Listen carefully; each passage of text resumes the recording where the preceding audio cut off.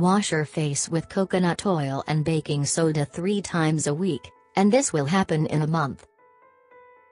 These days people spend a little fortune on cosmetic products, including cleansers, masks, face creams, and moisturizers. However, it turns out that there are 2 inexpensive and common ingredients which get the job done naturally and safely. Ingredients: 2 tablespoons baking soda, 2 tablespoons coconut oil. Instructions: put the baking soda into a bowl and crush the larger pieces using a spoon to make it as smooth as possible. Add the coconut oil to the bowl and mix well to create a paste.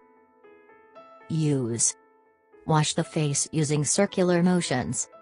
Apply the mixture and leave it on for a couple of minutes before washing it off with cool water. Repeat the procedure 3 times a week. Within a short period of time, your skin will become pimple-free, soft, and glowing. Additionally, this mixture will remove wrinkles partially or completely, so you will never have to buy anti-aging products again.